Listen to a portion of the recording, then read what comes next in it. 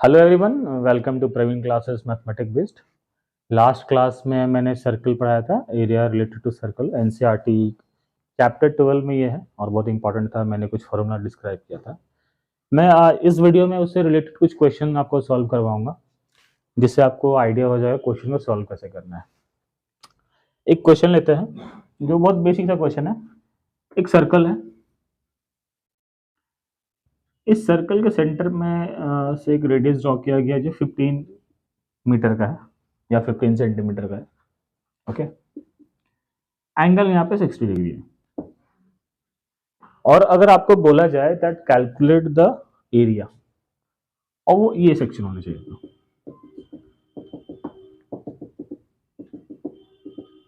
तो सबसे पहला बात जो आपको कैलकुलेशन में आपको ध्यान देना है कि जो रेडियस है वो 15 है।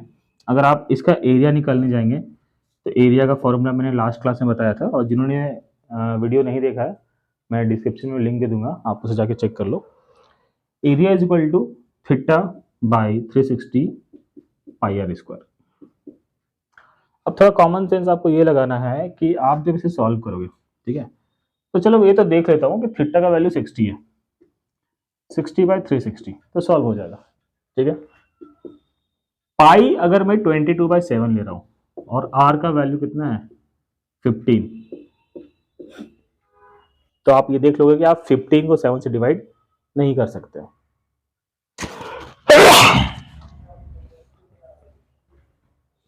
तो अगर आप 7 ले रहे हो 22/7 तो कैलकुलेशन में आपको दिक्कत आएगा। तो आपको ये सोच लेना है कि रेडियस कैसा है और उसे कैसे सॉल्व करना है। इसका मतलब कि इसे पाई आ रहा है, और पाई आ रहा है तो कुछ चीजों का ध्यान रखिए।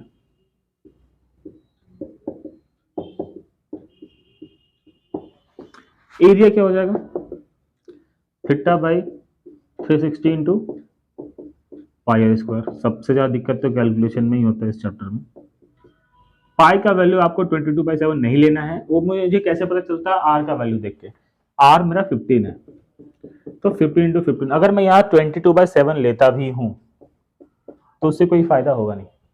आप तो इसे कट कर लोगे, ये तो 1/6 हो जाएगा। 7 से आप किसी को डिवाइड नहीं दे पाओगे। तो आपको पहले ही पता होता है कि अगर ये 7 का मल्टीपल नहीं है तो मुझे 22/7 नहीं लेना है, 3.14 लेना है। अच्छा, बहुत सारे बच्चे सोचते हैं कि कैलकुलेशन करना पड़ेगा, तो वो तो करना ही पड़ेगा।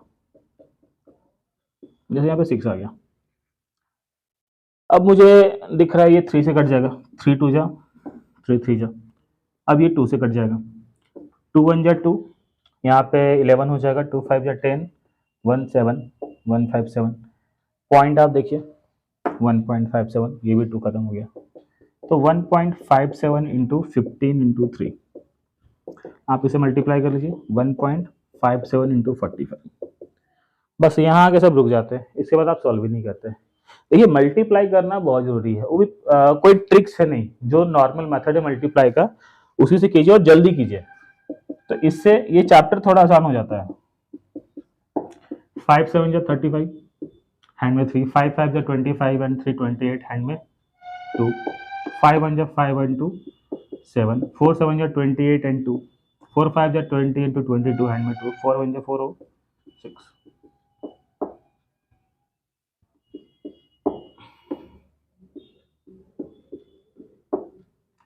इसके लिए आपको वेट नहीं करना है कि मैं करूंगा, यार बहुत हार्ड है, बहुत लंबा है, तो मल्टीप्लाई तो करना ही करना है। तो ये आपका आ गया एरिया।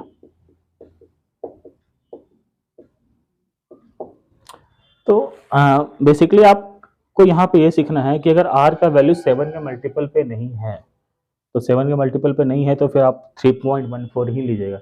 22/7 आपको तभी लेना जब यहाँ पे r का मल्टीपल हो, मतलब 7 का मल्टीपल हो, 35 हो, 42 हो, 3.5 हो, 4.2 हो, इस तरह से आपको लेना है। या 35/2 भी हो सकता है, 3.5/2 हो सकता है। तो ये एक क्वेश्चन था। अब इसी क्वेश्चन में मैं और क्या चेंजेस कर सकता हूँ। अगर मान के चलिए कि यहाँ पे एक ट्राइंगल ड्रॉ करते हैं, तो आपको ये भी कहा सकता है कि ये 60 डिग्री अगर, कि इस ट्राइंगल के एरिया निकालें। ये तो सबसे इंपॉर्टेंट है, क्योंकि जो सॉल्यूशन है इसका अगर आप एनसीईआरटी का मेथड फॉलो करते हो तो ये बहुत हार्ड है, और जो मैंने फॉर्मूला दिया है उस फॉर्मूले का यूज़ कीजिएगा तो ये बहुत आसान है। मुझे इस ट्रायंगल का एरिया निकालना है। ट्रायंगल का नेमिंग कर देता हूँ A O B. Then area of triangle A O B is equal to 1/2 R square sine theta. ये फॉर्मूला सबसे इंपॉर्टेंट है, सबसे ज़्यादा इंपॉर्टेंट है। 1/2 आर स्क्वायर, तो 15 इंटू 15। इसे आप कभी मल्टीप्लाई ना कर ले पहले। थीटा यहाँ पे 60 डिग्री है, तो मैं सीधा यहाँ पे साइन 60 ले लेता हूँ, और साइन 60 का वैल्यू √3/2 हो जाएगा। देखिए अब तो कट नहीं रहा है, तो 15 का स्क्वायर कितना हो जाएगा 225, 2 2 जा 4, बचा √3। √3 का वैल्यू याद रख लीजिएगा 1.73। अगर आप नहीं भी रखते तो आंसर में आप √3 करके छोड़ सकते हैं, कोई दिक्कत नहीं है। अब बचा ये, यहाँ पे आगे सोचते हैं आप सॉल्व कैसे करें। कोई ट्रिक नहीं है इसका, कोई तरीका नहीं है। अल्टीमेटली आपको इसको डिवाइड करना ही है और मल्टीप्लाई करना है। डिवाइड कैसे करें तो देख लीजिए। 4 5 जा 20, 2 5 आ जाएगा, 4 6 जा 24, 1 आ गया, पॉइंट लग जाएगा 0, 4 2 जा 8, 2 आ गया, तो 56.25 इंटू 1.73। तो आपको तो ये मल्टीप्लाई करना ही। अगर आप थोड़ा मल्टीप्लिकेशन आसान करना चाहते हो तो लास्ट से ये एक एक डिजिट आप हटा सकते हो, उससे कोई दिक्कत नहीं है। बट मल्टीप्लाई करो तो और अच्छा रहेगा आपके लिए, एक्यूरेसी रहती है, वरना वो भी आंसर सही रहता है। अब इसे आपको मल्टीप्लाई करना है, तो देखिए लोग सोचते हैं कि सर क्या मल्टीप्लाई कर रहे हैं, बट ये करना बहुत ज़रूरी होता है। इसी से आपका कैलकुलेशन फास्ट होगा। टाइम सेव करना है तो आपको ये बहुत स्पीड करना पड़ता है। आप चाहे तो इनको हटा सकते हो, क्योंकि पॉइंट के बाद दूसरे डिजिट में एरर होता है, तो आप इसे हटा सकते हो। अगर मैं हटा भी देता हूँ, अब ये सॉल्यूशन थोड़ा आसान हो जाता है मेरे लिए, क्योंकि जो आंसर आता है वो अप्रॉक्स में आता है। क्योंकि ये जो वैल्यू आपने लिया है 1.73, वो खुद एक्यूरेट नहीं है। तो आप जो ले रहे हो खुद एक्यूरेट नहीं है, तो जो आंसर होता है ऐसे भी एक्यूरेट नहीं आ रहा है। इससे ज़्यादा अच्छा है कि आप उसे एक डिजिट हटा के थोड़ा आप सॉल्यूशन आसान कर सकते हो अपना। ये छोटी छोटी चीज़ आपको सीखना पड़ता है कैलकुलेशन में। 7 2 जा 14 का 4 हैंड में 1, 7 6 जा 42, 42 एंड 1 43 हैंड में 4, 7 5 जा 35 एंड 4 39,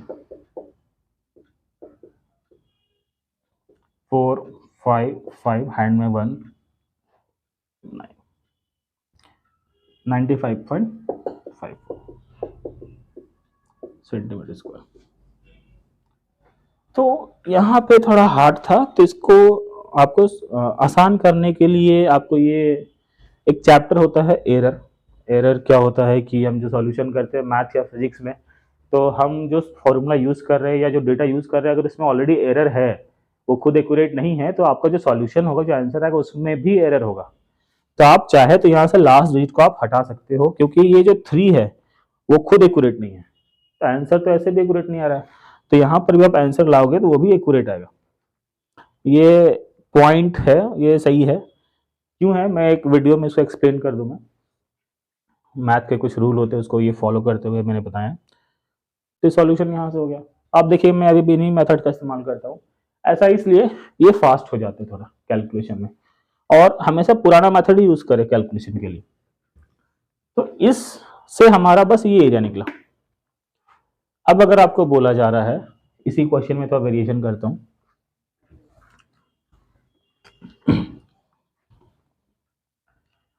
कि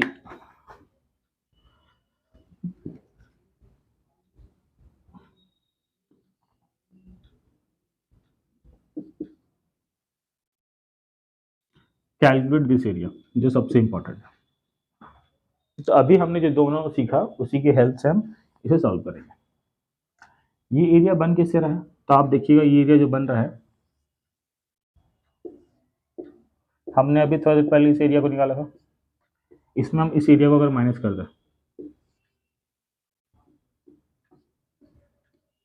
तो क्या हमें ये एरिया मिलेगा। अभी हमने इसे भी निकाला था और हमने इसे भी निकाला था। आप दोनों के वैल्यू को माइनस कर दे तो ये एरिया आ जाएगा। तो आपको लगता है कि ये बहुत हार्ड है, खास करके ये एक एनसीईआरटी सॉल्यूशन ये है कि ट्रायंगल है, उसमें एक लाइन ड्रॉ करके दोनों में सिमिलैरिटी प्रूव करना पड़ता है। वो बहुत लेंथी सॉल्यूशन होता है, इसलिए बच्चे इसको सॉल्व नहीं कर पाते। सबसे आसान तरीका जो मेथड निकालने का वो 1/2 r स्क्वायर साइन थीटा है। तो इस फॉर्मूला पे ज़्यादा ध्यान दीजिएगा। ये एक टाइप का क्वेश्चन हो गया। मैंने इन दोनों का वैल्यू निकाल दिया, आप सबट्रैक्ट करोगे तो इसका वैल्यू ऑटोमेटिकली आ जाएगा। नेक्स्ट जो क्वेश्चन है वो स्क्वायर पे बेस्ड होता है। देखिए, अगर मैं एक सर्कल ले रहा हूं, ओके, और एक सर्कल के अंदर अगर मैं एक स्क्वायर ड्रॉ कर रहा हूं, तो आप एक चीज बताओ मुझे कि सर्कल का सेंटर है ये, एक लाइन अगर मैं इसे ड्रॉ करता हूं, इसी तरह के चारों साइड ड्रॉ हो जाएंगे। अगर मैं सिर्फ इस सेगमेंट का मैं निकाल सकता हूं वैल्यू, तो देखिए तो जो वैल्यू इस एरिया का होगा वही वैल्यू इस एरिया का भी होगा, और वही वैल्यू इस एरिया का भी होगा। मतलब कि आप बस एक का निकालेंगे, ये चारों ऑटोमेटिकली निकल जाएगा। कैसे? तो इसका एरिया निकाले और इसको 4 से मल्टीप्लाई कर दें। अब इसको कैसे निकालेंगे? तो इन सबको एक मिनट के लिए भूल जाओ कि ये है भी यहाँ पे। वापस से जो क्वेश्चन पहले हमने सॉल्व किया, ये वही क्वेश्चन आ गया। तो जो वैल्यू आया था मैं उसे 4 से मल्टीप्लाई कर दूंगा, तो ये एरिया आपका निकल जाएगा।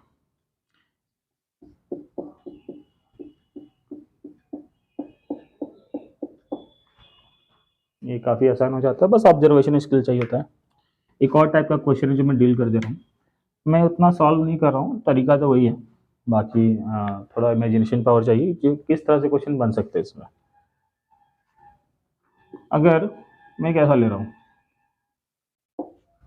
ठीक है, इसके अंदर मैं एक स्क्वायर ड्रॉ कर दे रहा हूँ और मैं बोल रहा हूँ कि ये स्क्वायर है और आपको बस इस एरिया को निकालना है। ऐसा एक क्वेश्चन है एनसीईआरटी में। तो आप कैसे कैलकुलेट करेंगे? तो आपको ये दिख रहा होगा कि ये दो चीज़ों से बन रहा है, कि अगर मैं एक ऐसा लेता हूँ, उसे माइनस कर देता हूँ कि स्क्वायर के एरिया को, तो मुझे एरिया मिल जाएगा। मतलब आपका पहला मोटिव क्या होगा कि इसका एरिया निकालना है, एंड सेकंड कि स्क्वायर का एरिया निकालना है। स्क्वायर का एरिया आप तभी निकाल सकते हैं जब आपको उसका साइड पता हो।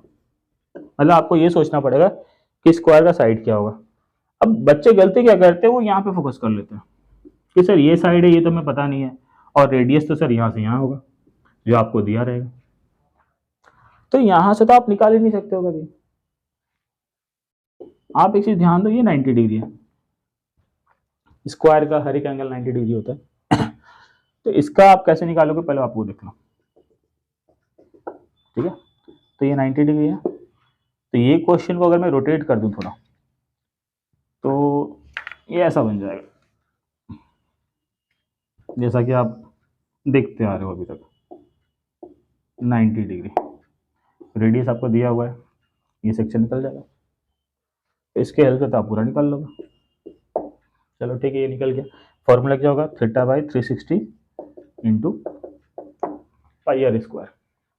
अब मेन क्या है कि यहाँ पे स्क्वायर का एरिया आप कैसे निकालेंगे? तो ये एक है मेथड है ये, और भी जो चैप्टर से एरिया वॉल्यूम उसमें काम आता है। देखिए, अगर ये स्क्वायर है और ये इसका साइड अगर मैं ए मानता हूँ, तो ये इसका डायगोनल होता है। अब डायगोनल एक राइट एंगल ट्राइंगल बन रहा है, और अगर एक राइट एंगल ट्राइंगल है तो ये इसका वैल्यू होगा √2 है। और मैंने ये कैसे निकाला? तो पाइथागोरस थ्योरम से। ये जो डायगोनल है इसका वैल्यू क्या होगा? ए स्क्वायर प्लस ए स्क्वायर रूट अंडर, ये भी ए ये भी ए, तो बेस ए हो गया और परपेंडिकुलर भी ए हो गया, तो perpendicular square plus base square, solve करेंगे कितना हो जाएगा? √2 ए स्क्वायर, तो √2 रह जाएगा, ये बाहर निकल जाएगा।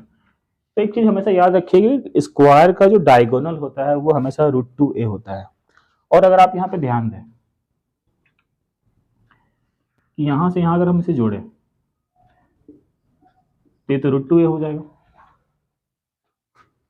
और क्या √2 ए रेडियस के बराबर है। आप सेंटर से या तो यहाँ ले, या तो आप यहाँ ले, या तो यहाँ ले, रेडियस तो हर पॉइंट पे इक्वल होता है। मतलब कि स्क्वायर का जो डायगोनल होता है वो सर्कल के रेडियस के इक्वल होता है। यहाँ से आप ए का वैल्यू निकाल लोगे r/√2, तो ये हो जाएगा आपका स्क्वायर का साइड। तो ये हो गया आपका r/√2। तो स्क्वायर का एरिया आप कैसे निकालोगे? तो मुझे पता है ए स्क्वायर होता है, ए स्क्वायर मतलब r/√2 whole square. Area is equal to r square हो जाएगा और √2 का 2 हो जाएगा, ये इसका एरिया आ गया। तो यहाँ से आपका स्क्वायर का एरिया निकल गया। तो मैं इसे थोड़ा मिटा देता हूँ। तो आपका जो रिक्वायर्ड एरिया है यहाँ पे, उसका फॉर्मूला क्या हो जाएगा? Theta by 360 pi are square minus area of square r/2। तो देखिए थीटा बाई 360 सॉल्व हो जाएगा, क्योंकि थीटा का वैल्यू यहाँ पे 90 है। ओके, अब मैं r कुछ भी ले सकता हूँ अपने मन से। मान के चलिए मैं r ले लेता हूँ 7, 14 या इससे पहले सॉल्व किया था 15। अगर 15 लेता हूँ तो थोड़ा 90/4 हो जाएगा, तो यहाँ पे तो 4 हो जाना है। पाई क्या हो जाएगा? अगेन देखिए r का वैल्यू 15 है, 3.14 लेना पड़ जाएगा। 22/7 लेके कोई फायदा होगा नहीं, आप बस एक स्टेप बढ़ा लोगे। तो आपको पहले सोचना रहता है माइनस 15। अच्छा, बहुत सारे लोग ने सर आर स्क्वायर को कॉमन निकाल सकते हैं, तो बिल्कुल निकाल सकते हैं राइट। अगर मैं आर स्क्वायर कॉमन निकाल लेता हूँ, या फिर मैं यही निकाल लेता हूँ, यहाँ पर 4 है, यहाँ पर 2 है, तो 2 भी कॉमन निकल जाएगा। यहाँ क्या रह जाएगा? पाई/2, एंड यहाँ क्या रह जाएगा? 1/2। पाई का वैल्यू 3.14 लेना है।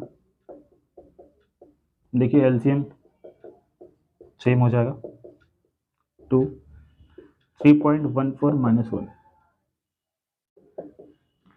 आर का वैल्यू लेता हूँ 15 का स्क्वायर 225/2। आप यहाँ माइनस कर दोगे तो 2.14/2। अब तो ये कट जाएगा, 2 1 जा 2, 1.07। बस यहाँ आके सब रुक जाते हैं। पता नहीं कैलकुलेट क्यों नहीं करते सब। मल्टीप्लाई तो करना, अगर नहीं कर पा रहे तो आप सीधा इसको आप सॉल्व कर लो, ठीक है। 2 1 जा 2, 2 1 जा 2, 2 2 जा 4, 0.5।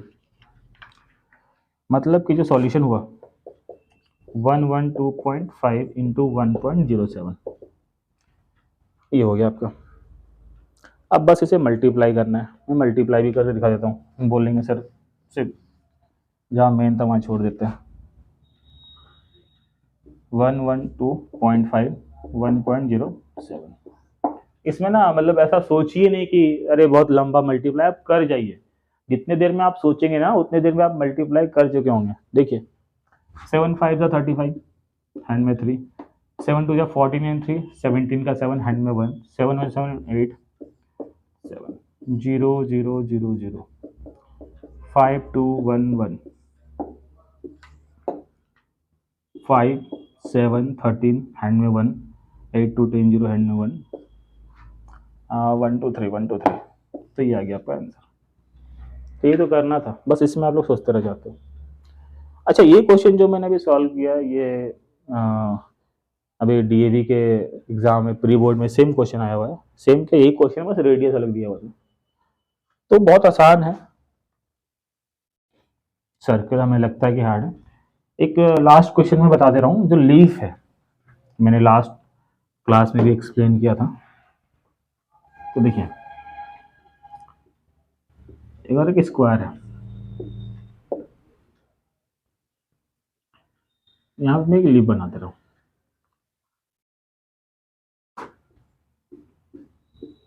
और क्वेश्चन रहेगा कैलकुलेट द एरिया। तो डरिए नहीं, ये मतलब देख लीजिए कि बस इसको आप हटा दें, मुझे इसे कैलकुलेट करना है। तो मैंने लास्ट क्लास में जो एक्सप्लेन किया था उस हिसाब बना देंगे। एक चीज बस ध्यान में रखिएगा कि ये जो है वो साइड है, किसका साइड है? स्क्वायर का। और यही साइड जो है, अगर मैं इसे सर्कल ड्रॉ करता हूँ, देखो तो इस लाइन को लेते हुए मैं अगर सर्कल ड्रॉ करता हूँ, तो इसका जो साइड है एक्चुअल में वही रेडियस भी है। तो आपको रेडियस दिया रहे या साइड दिया रहे, क्योंकि अगर आपको ये एरिया निकालना है तो आपको ये मतलब सीधा नहीं कहेगा कि रेडियस है, वो ये कहेगा कि स्क्वायर है जिसका साइड आपको इतना दिया हुआ है। तो वो जो साइड दिया हुआ है वही रेडियस है और वही आर का वैल्यू है, उसी को लेके आपको इसको सॉल्व करना पड़ेगा। मैंने लास्ट क्लास में इसे बता दिया है, अगर नहीं समझ में आ रहा तो मैं लिंक दे चुका हूँ डिस्क्रिप्शन में, आप उसे एक बार चेक कर सकते हो। तो ये है एरिया रिलेटेड टू सर्कल, इसमें 12.1, 12.2, 12.3 तीन एक्सरसाइज है। और जो 12.1 है बहुत बेसिक एक्सरसाइज है, 12.2 एंड 12.3 खास करके 12.3 बहुत इंपॉर्टेंट है, उसका मिसलेनियस क्वेश्चन एनसीईआरटी बहुत इंपॉर्टेंट है। और अभी जो 10th का एग्जाम है तो मैं बोलूँगा क्लास 10 का जो क्वेश्चन होता है वो एनसीईआरटी से ही आता है। हाँ, मिसलेनियस क्वेश्चन वेरी इंपॉर्टेंट वो आ सकते हैं, तो उसे आप देख लीजिए। अभी भी अगर आपको सर्कल में कोई डाउट है, देखिए मैं क्वेश्चन ज़्यादा सॉल्व नहीं करवा रहा हूँ, मैंने आपको बस बताया कि सॉल्व कैसे करते हैं। आपके पास वही एक तरीका होता है सॉल्व करने का, सॉल्यूशन तो आप खुद कर लोगे। फिर भी अगर कोई डाउट है तो मैंने अपना टेलीग्राम आईडी दे दिया है नीचे, आप मुझे मैसेज कर सकते हो। और अगर वीडियो पसंद आ रहा है तो सब्सक्राइब कीजिए, लाइक कीजिए।